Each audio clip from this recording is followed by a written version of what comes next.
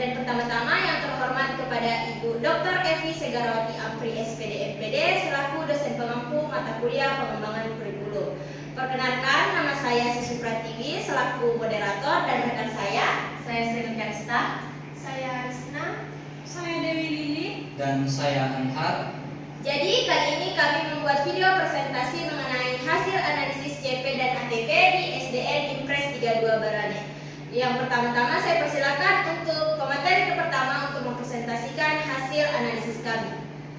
Baik, untuk pemateri pertama kepada Sri Karista saya persilahkan. baik, terima kasih kepada moderator yang telah memberikan saya kesempatan. Langsung saja pada materi yang pertama, yaitu hasil observasi kami.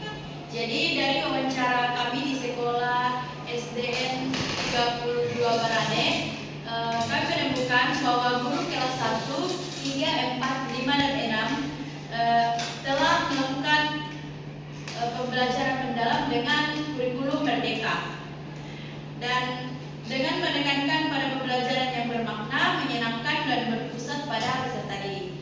Kemudian seluruh guru memahami bahwa capaian pembelajaran telah ditetapkan secara nasional, namun tetap perlu disesuaikan dengan karakteristik, kebutuhan, dan konteks sekolah. Dan sementara itu, alur tujuan pembelajaran atau ATP disusun secara kolaboratif oleh guru dan kepala sekolah agar lebih relevan dengan kondisi siswa di setiap kelas.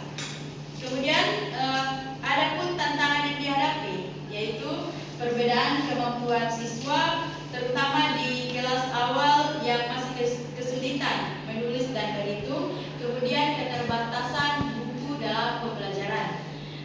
Dan namun demikian, terdapat banyak praktik baik yang muncul seperti pembelajaran kolaboratif, asesmen diagnostik untuk mengenali kemampuan awal siswa, serta pembiasaan karakter positif di kelas.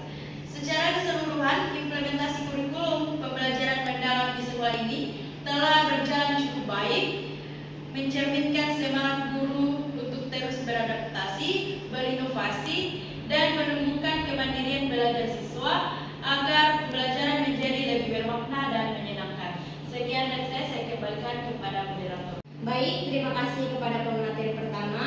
Selanjutnya untuk memaparkan materi kedua akan dibawakan oleh Anhar. Kepada Anhar saya persilahkan. Baik, terima kasih atas kesempatan yang diberikan moderator. Nah, selanjutnya di sini pada slide ini saya akan menjelaskan tentang hasil wawancara guru di setiap kelas, yaitu ada kelas 1, kelas 3, dan kelas 4. Nah, guru kelas 1 menjelaskan bahwa dalam pembelajaran ia berusaha mengaitkan capaian pembelajaran dengan 8 dimensi profil pelajar Pancasila. Artinya apa? Setiap kegiatan belajar tidak hanya berfokus pada materi, tetapi juga diarahkan untuk menumbuhkan karakter siswa seperti gotong royong, bernalar kritis, dan juga mandiri.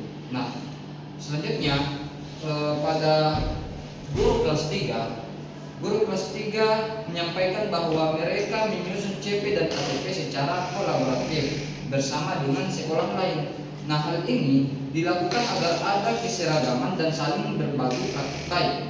Dalam prosesnya, guru juga memanfaatkan media digital seperti Canva untuk membuat bahan ajar yang menarik dan interaktif bagi peserta didik. Nah, ini menunjukkan adanya pemanfaatan teknologi di dalam pembelajaran pada abad ke-21. Nah, selanjutnya guru kelas 4 menyediakan bahwa penyusunan ATP dilakukan secara kolaboratif bersama seluruh guru di sekolah. Namun, tantangan yang mereka hadapi adalah keterbatasan buku ajar, sehingga guru harus kreatif mencari dan menyusun sendiri sumber belajar yang disesuaikan dengan kebutuhan para peserta. Nah, selanjutnya slide di saat kita observasi wawancara guru kelas 5 dan kelas 6. Nah, pada guru kelas 5 menjelaskan bahwa capaian pembelajarannya mereka diadaptasi dari pusat. Mereka didapati dari pusat, bukan disusun sendiri. Artinya, guru tinggal menyesuaikan dan menyimbangkan sesuai kondisi sekolah dan kemampuan peserta didik. Nah, selanjutnya guru kelas 6 sama halnya dengan guru kelas 5 juga mengadaptasi CP dari pusat dan melakukan asesmen berdasarkan capaian harian. Nah, namun tantangan utama juga berupa yaitu sarana dan fasilitas sekolah yang masih terbatas. Nah, untuk itu sekian presentasi dari saya kembalikan kepada moderator. Baik, terima kasih kepada pemateri kedua telah memaparkan materinya. Selanjutnya untuk penyampaian materi ketiga akan dibawakan oleh Risna. Kepadanya saya persilahkan. Baik, terima kasih kepada moderator yang telah memberikan saya kesempatan. Jadi saya akan menjelaskan kesesuaian kurikulum Merdeka. Jadi yang pertama itu kolaborasi guru dan kepala sekolah. Terjalin kerjasama yang baik dalam perencanaan dan pelaksanaan pembelajaran sesuai prinsip kurikulum Merdeka. Yang kedua, pembelajaran berpusat pada peserta didik. Siswa diberi ruang aktif untuk berpendapat, bereksperimen, dan belajar sesuai minat serta kemampuannya. Yang ketiga, asesmen belum berbasis proyek. Penilaian masih dominan menggunakan tes tertulis, belum sepenuhnya mengarah ke proyek yang menilai keterampilan nyata. Selanjutnya, pemanfaatan teknologi belum merata.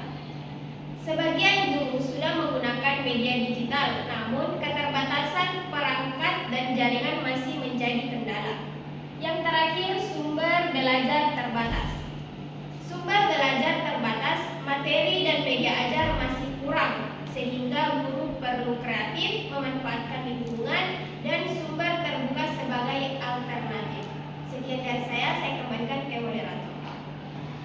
Baik, terima kasih kepada pemateri ketiga telah memaparkan materinya. Selanjutnya, pemaparan materi terakhir akan disampaikan oleh Dewi Willy. Kepadanya saya persilahkan. Di sini saya akan menyampaikan materi terakhir yaitu aspek yang belum sesuai. Jadi yang pertama yaitu format CP atau ATP belum seragam antar kelas.